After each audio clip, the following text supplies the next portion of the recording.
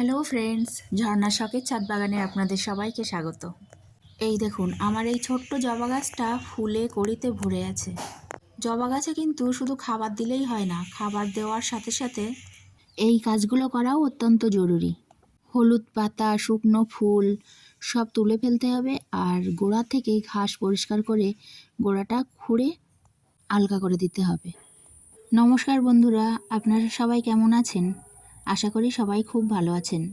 আমিও খুব ভালো আছি। এই দেখুন, ঠিক এইভাবে গোড়াগুলোকে খুঁড়ে দেব, আর আস্তে করে খুঁড়ব যেন শিকড়ের কোনো ক্ষতি না হয়। আর এই খোঁড়া মাটিগুলোকে একটু ঝুরঝুরে করে দেব। কিছুদিন আগে কিন্তু এই গাছে খাবার দিয়েছিলাম, সেটা আপনাদের সাথে শেয়ার করেছি।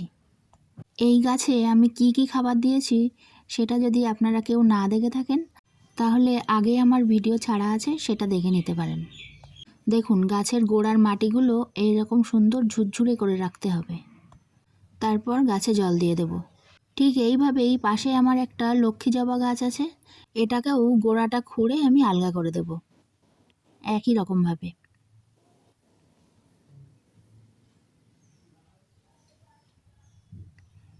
গোড়ার মাটিগুলো এইভাবে ঝুরঝুরে করে দেব।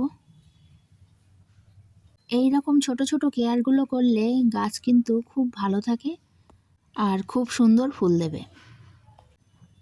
আর এদিকে আমার লেবু গাছে দেখুন মিলিবাগ লেগেছে।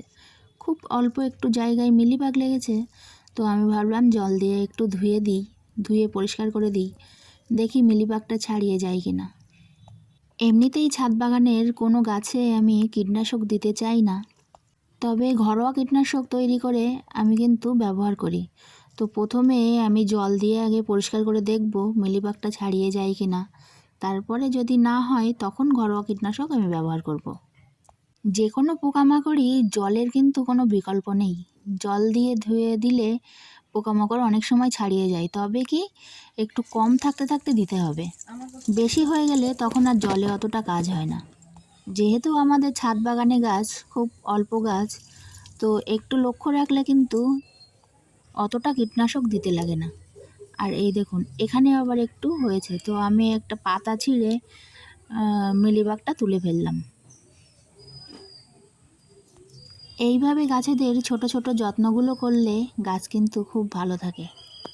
এখন বর্ষার সময় ছাদ বাগানে তো অত জল দেওয়ার চাপ নেই, তো গাছেদের এরকম ছোট ছোট কেয়ারগুলো রাখা যেতেই পারে। আর এদিকে দেখুন, আকাশটা এত সুন্দর লাগছে, তো আমি একটু ভিডিও করে আপনাদের সাথে শেয়ার করলাম।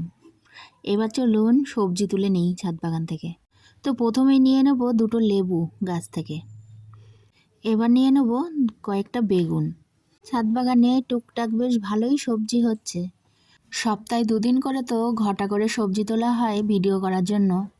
আর এছাড়াও যখন যে সবজিটা ছাদ বাগান থেকে দরকার হয় তখন কিন্তু তুলে নিয়ে যাওয়া হয়।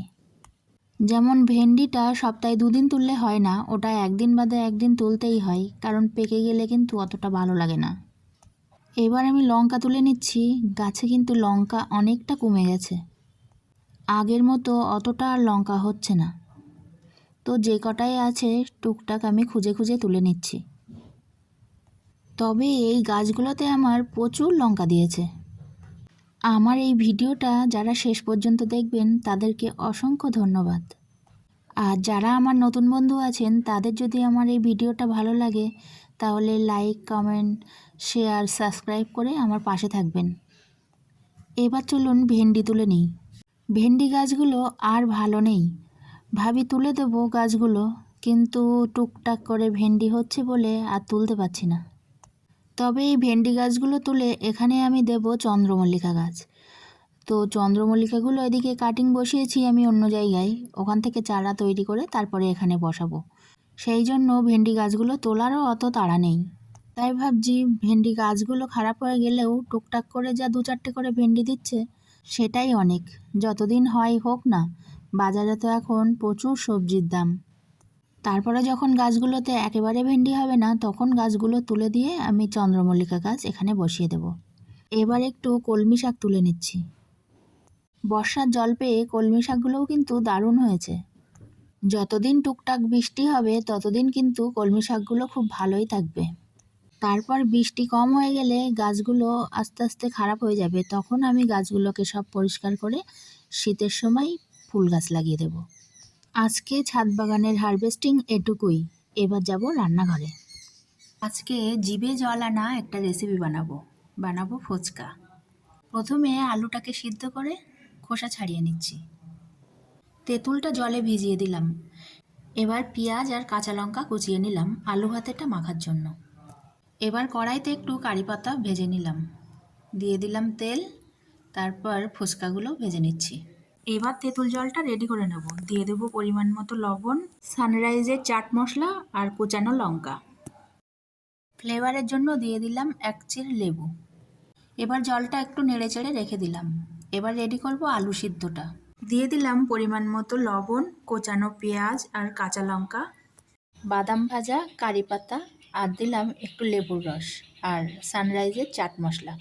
এই উপকরণগুলো দিয়ে আলু সেদ্ধটা খুব সুন্দর করে মেখে নিলাম। এবার ফুচকাটা রেডি করে আমার ছেলেকে দিয়েই শুরু করলাম।